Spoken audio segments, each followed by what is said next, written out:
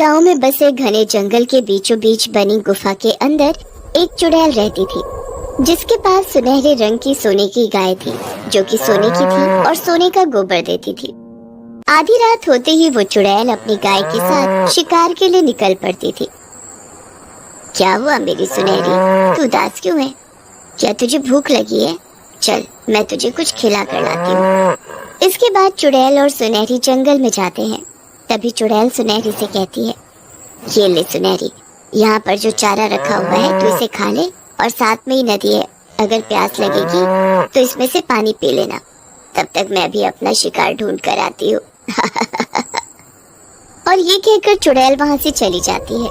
जंगल में चलते चलते उसे रास्ते में एक जंगली मुर्गी दिखाई देती है, जिसे पकड़कर वो उसे एक पेड़ के नीचे बैठकर खाने लगती है कि तभी उसे अपनी गाय के रंभाने की आवाज आने लगती है। अरे ये क्या, ये तो मुझे मेरी सुनहरी की आवाज लग रही है। कहीं वो किसी मुसीबत में तो नहीं? मुझे जाकर देखना होगा। जैसे चुड़ैल अपनी गाय के पास जाती है तो वो देखती है कि गांव के दो आदमी जो कि दारू पिए हुए हैं, वो उसे घसीटते हुए चोरी करके अपने साथ लेकर जा रहे हैं। अरे वाह भाई, आज तो मजा ही आ गया। आज तो अपनी किस्मत चमक गई, जो सोने की गाय हमारे हाथ लग गई। हाँ भाई, इससे पहले कि कोई हमें देख ले, जल्दी से इसे यहाँ से लेकर चल। तुम दोनों की हिम्मत कैसे हुई मेरी गाय को चुराने की? अब देखो मैं तुम लोगों के साथ क्या करती हूँ।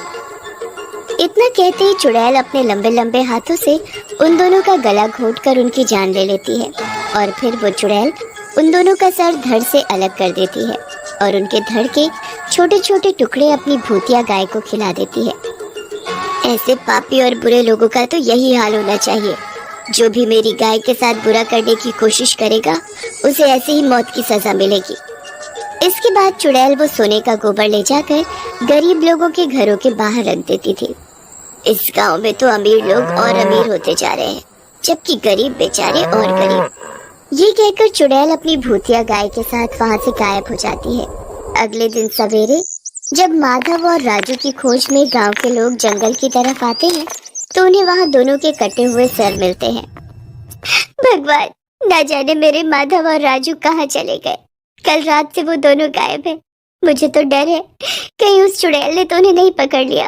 तुम शुभ बोलो भाग्यवान, कुछ नहीं होगा हमारे बेटे को। तुम देखना, शाम होते ही तुम्हारे दोनों बेटे तुम्हारे पास वापस लौट आएंगे।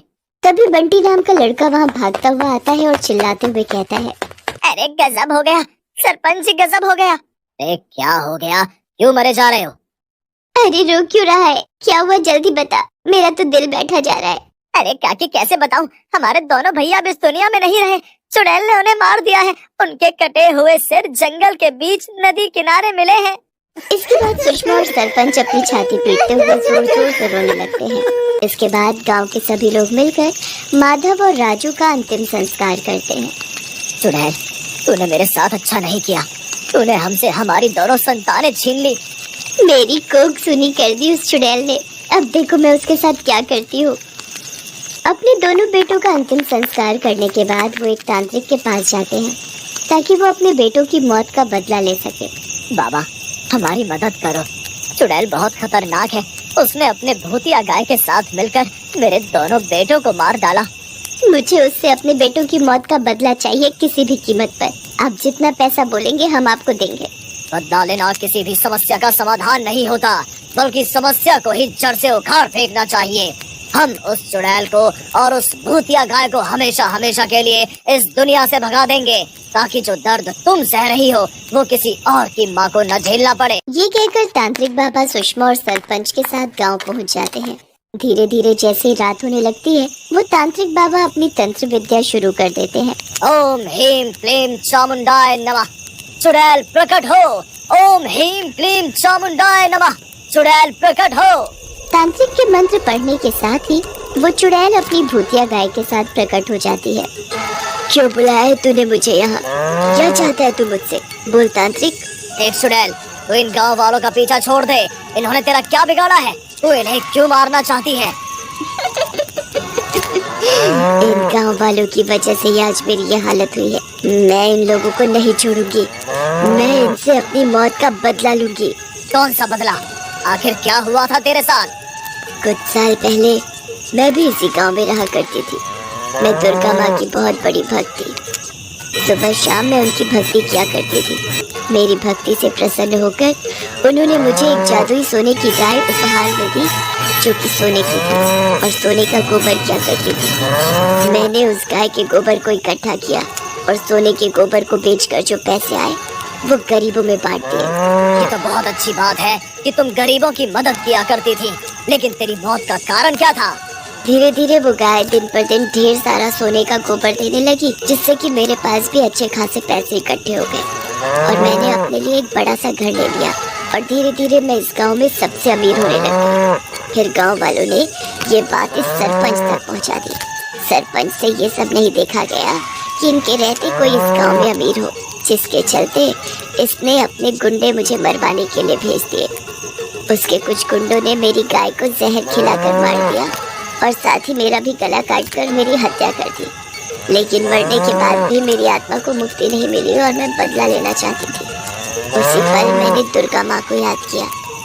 उन्होंने मुझे वरदान दिया कि तुम अपना बदला ले सकती हो, लेकिन तुम कभी किसी का बुरा नहीं करोगी। इसीलिए मैं बुरे लोगों को मारकर अपनी इस जादुई भूतिया गाय को खिला देती हूँ और फिर ये सोने का गोबर करती है और उसे मैं गरीब लोगों के घरों के बाहर रख देती हूँ। ये तो अच्छी बात है कि तू अभी भी गरीबों की मदद करती है, लेकिन तुझे जिससे बदला लेना था वो तू ले चुकी है। नहीं, मेरा बदला अभी पूरा नहीं हुआ। इस सरपंच को तो मैं मौत के घाट उतार कर ही रहूंगी। इससे मेरा बदला अभी बाकी है। कल रात तूने जिन 2 लड़कों की हत्या की थी वो इसी सरपंच के बेटे थे और अपने जवान बेटों की मौत के गम से बड़ी सजा और इसके लिए क्या होगी? तो वो 2 चूजे इसके थे। वैसे ये बात तो तूने बिल्कुल सही कही तांत्रिक। औलाद की मौत का गम तो मरने से भी बुरा है। उम्र भर ये इसी पछतावे में जिएगा कि इसके किए की सजा इसके बच्चों को भुगतनी पड़ी। लेकिन फिर भी मेरी आत्मा को तभी शांति मिलेगी जब मैं इसे अपने हाथों से मारूंगी। मुझे माफ कर दो। हाँ, इनको माफ कर दो। इन्होंने जो भी गलती की उसकी सजा मेरे बच्चों को मिल चुकी है। अगर इसी से तुझे मुक्ति मिलती है तो ठीक है, ये रहा तेरा शिकार, मार डाल इसे। तांत्रिक के इतना कहते ही चुड़ैल सरपंच की ओर बढ़ती है कि तभी तांत्रिक उसकी आंखों पर विभूति फेंक देता है, जिससे कि चुड़ैल को धुंधला नजर आने लगता है और इतनी देर में तांत्रिक सरपंच की जगह उसका पुतला खड़ा कर देता है। फिर वो चुड़ैल के हाथ में तलवार देते हुए कहता है, ले काट दे इसका सर, मार डाल इसे। फिर चुड़ैल जैसे ही धुंधली आंखों से देखने लगती है, वो तलवार से सरपंच के पुतले का सिर धड़ से अलग कर देती है और जब तक उसका गुस्सा शांत नहीं होता वो उसके धड़ पर वार करती रहती है। फिर कुछ ही देर में उसका गुस्सा शांत हो जाता है और वो अपनी भूतिया गाय के साथ हमेशा हमेशा के लिए गांव छोड़